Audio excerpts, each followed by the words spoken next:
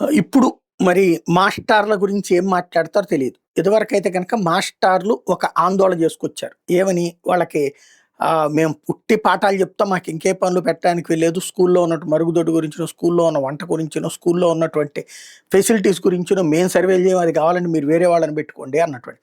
ఆనాడు ఆ మాస్టార్లకి తెలుగుదేశం పార్టీ కావచ్చు, జనసేన కావచ్చు, భారతీయ జనతా పార్టీ కావచ్చు, కమ్యూనిస్టులు కావచ్చు మద్దతు తెలిపారు. ఇప్పుడొచ్చేటప్పటికి సేమ్ వస్తున్నటువంటి సందర్భంలో సీను అటుదిటయింది. యూటర్న్ అయింది. ఆనాడు దాన్ని తప్పేంటి అని ప్రశ్నించిన వైసీపీ ఇప్పుడు తప్పని ఆవేదన వ్యక్తం చేస్తుంది. నాడు ఆ మాస్టార్ల పక్షాన ఉన్నటువంటి ప్రభుత్వం ఈ రోజున వాళ్ళని ఆ పని చెయ్యమంటోంది.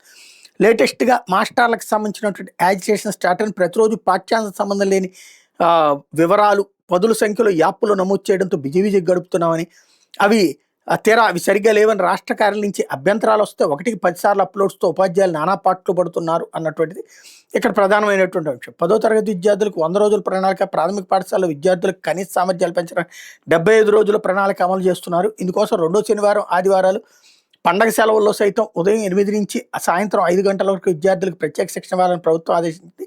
ఈ తరగతులు పరిశీలించే బాధ్యతను ఎంపీడీఓలు, మండల వ్యవసాయ శాఖ అధికారులకు అప్పగించింది.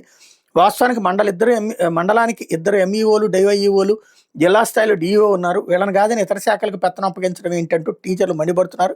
లాస్ట్ ఇయర్ మోడల్ ప్రైమరీ స్కూళ్ల ఏర్పాటు, విద్యార్థుల రేషనలైజేషన్ వంటి విధులకి రెవెన్యూ సిబ్బంది ప్రభుత్వం వినియోగించడాన్ని కూడా ప్రశ్నిస్తున్నారు.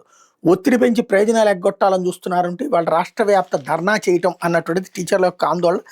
మరి ఇప్పుడైతే కనుక మీడియా, సోషల్ మీడియా మరి మాస్టర్లకు మద్దతు ఇస్తుందా, లేకపోతే తప్పే ఉందని ప్రశ్నిస్తుందా? ప్రశ్నిస్తే కనుక గతంలో జగన్ చేసినటువంటి తరహాలోనే ఇప్పుడు కూడా ప్రశ్నించినట్టు.